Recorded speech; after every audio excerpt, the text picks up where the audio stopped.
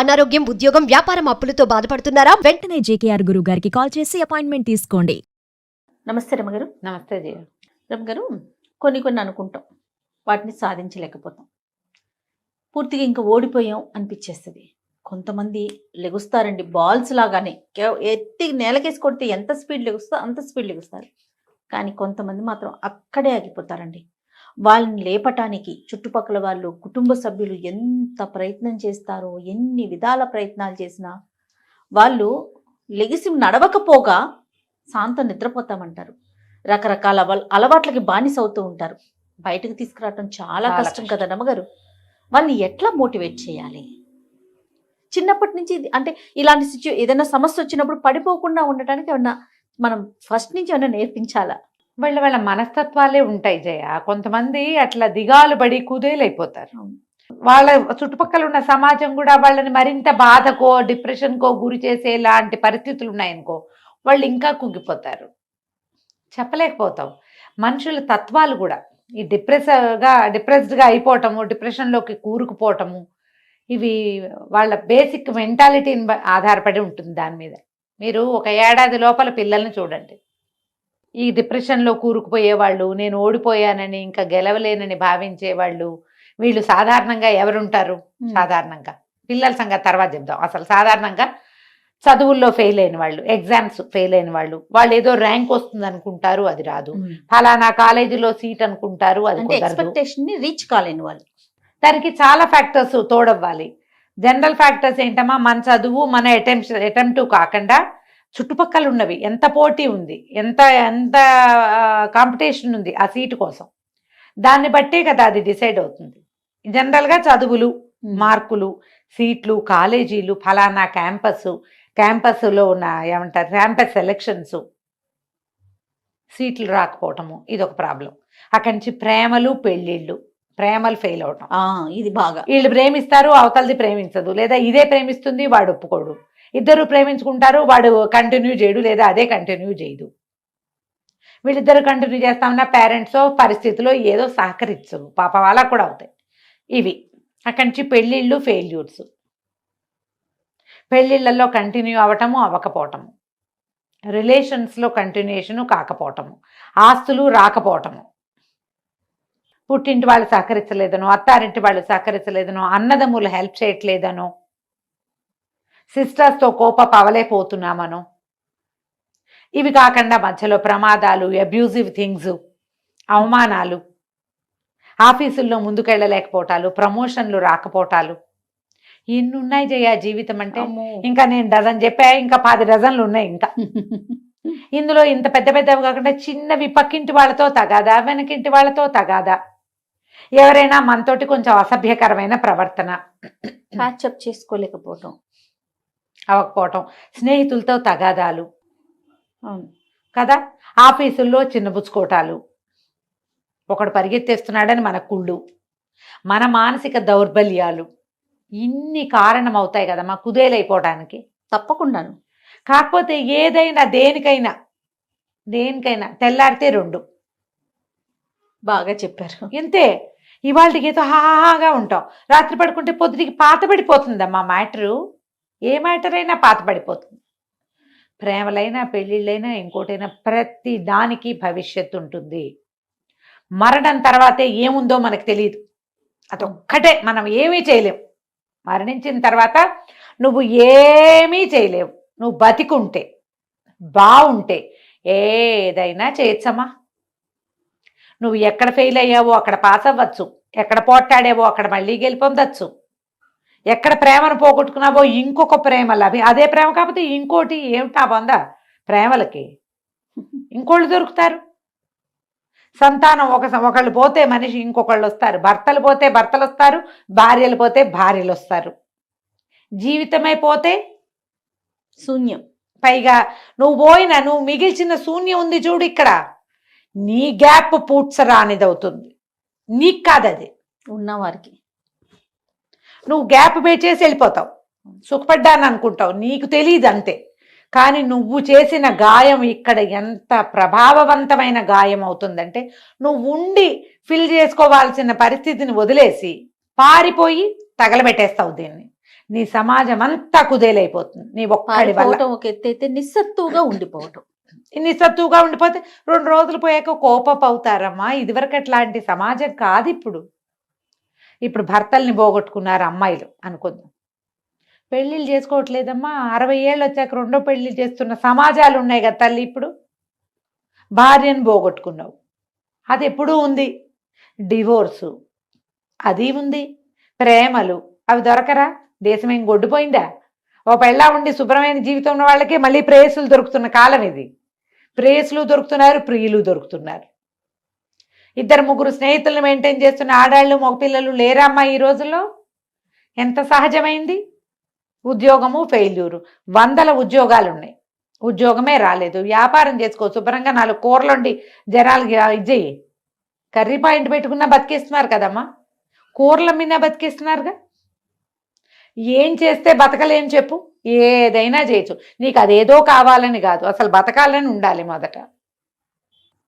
ఈ కుదేలైపోవటానికి ప్రధానమైన కారణం ఏంటంటే జయ, అయిపోయింది అన్న భావన. ఏది అయిపోదు. ఇవాళ కుంగిపోయిన సూర్యుడు రేపొద్దున ద్విగుణీకృతోత్సాహంతో లేస్తాడు పొద్దున్నే. అంతే కదా. తెల్లారితే అసలు ఎక్కడా మచ్చుకురాని చంద్రుడు సాయంత్రం అయ్యేసరికి తయారైపోతాడు. వాళ్ళని చూసి నేర్చుకోవాలమ్మా మనం. సూర్యుడు చంద్రుడు, మేము చంద్రుడిని చూసి చందమామ అని చెప్పేవాళ్ళం పిల్లాడికి. మా వాడు సూర్యుని కూడా సూర్యమామ అనేవాడు. మరి చంద్రుడు చందమామ అయితే సూర్యుడు సూర్యమామ కాదు, అంతే. సూర్యమామే. సూర్యమామ చందమామ వాళ్ళే చూపిస్తారమ్మా మనకి మార్గదర్శకం. ఎవరో వచ్చి మన జీవితాలు బాగు చేస్తారని అనుకోవద్దు. మీరు ఒక ఏడాది లోపల చంటి పిల్లల్ని చూడండి. 3వ నెల వస్తుంది ఒక పిల్లాడికి. ఒక్కోడికి పోషణ నుండి బాగా మర్దం చేసి నీళ్లు పోసి వేడివేడి నీళ్లు పోసి జాన్సన్ బేబీ సోపులు పెట్టి అద్భుతంగా చేసే అమ్మమ్మ ఉంటుంది, లేదా అమ్మే ఉంటుంది. ఇంతంతలావుని ఉంటాడు పనసపండల్ని. ఒక బోర్లా పడ్డాన్ని ట్రై చేస్తాడు. నువ్వు ఇట్లాగు వాడు ఎటు వెళ్ళిపోతాడు, నువ్వు లాగు వాడు వెళ్ళిపోతూ ఉంటాడు. ఎంతసేపు బోర్ల పడ్డాన్ని ట్రై చేస్తాడు వీడు. ఒక దీంట్లో ఈ మన రోడ్ల మీద, ఈ పక్కన పేవ్మెంట్ల మీద మనకి పని అమ్ముకునే వాళ్ళు కనపడతారు, హాకర్లు. వాళ్ళు వీళ్ళు మన టిష్ మని మన ఇది కొట్టి స్ప్రే కొట్టి కార్లు తుడుస్తారు. వాళ్ళ దగ్గర ఇంత చంట బిడ్డ నల్లగా సన్నగా ఇంతే ఉంటాడు వాడు, ఎలుక పిల్లలే. వాడిని తెచ్చి వాడిని కింద పడుకోబెడతారు. నువ్వు చూడు, వాడికి పోషణ లేదు, నూనె లేదు, మర్దం లేదు, ఏమీ లేదు. ఏదో తల్లిని ఒక గుక్కడి పాలిస్తుంది, ఇంతే ఉంటాడు ఎలుక పిల్లల్ని. వాడు తిరుగుతాడమ్మా పక్కకి. నువ్వు ఇట్లా లాగుతుంటే వాడు బోర్ల పడ్డానికి ట్రై చేస్తాడు. ఇంతంత లావువాడు తిరిగాడు, ఇంత సన్నవాడు తిరిగాడు. ఈ ఇంతంత లాభనున్న పిల్లాడు 10 నెలలు వచ్చేసరికల్లా నడవడానికి ట్రై చేస్తాడు. పడతాడు లేస్తాడు, పడతాడు లేస్తాడు, నడుస్తాడు వాడు. ఈ సన్నగా ఆ రోడ్ల మీద బతుకుతూ ఏ పోషణ లేని చంటి బిడ్డ కూడా ఏడాది తిరిగేసరికి నడవడానికి ట్రై చేస్తాడు. బస్సులు కడ్డబడతాడు వాడు. ఏంటి తేడా? ప్రతి వాడు తర్వాత క్రియకి తొందరపడాలి. నీకు అద్భుతంగా ఉంటేనే జీవిస్తాను, లేకపోతే జీవించనంటే ఎట్లా కుదురుతుంది? ఎలా కుదురుతుంది చెప్పు? అవునా? అవును. ఆలోచించండి. మీ ఇంట్లో ఒక చిన్నవాడు ఉంటే వాడికి వేసి చూడండి. 9-10 నెలలు వస్తే నుంచోడానికి వాడెంత ట్రై చేస్తాడో, అడుగులేయటానికి వాడెంత తాపత్రయపడతాడో. నడవాలి, ఎక్కాలి, దూకాలి. వాడికి ఇక రెండోది లేదు. అన్నం పెట్టు పెట్టపో సరిగ్గా. పోషణ లేని పిల్లలు చేస్తారు, పోషణ ఉన్న పిల్లలు చేస్తారు. వాళ్ళని ఆదర్శంగా తీసుకోండి.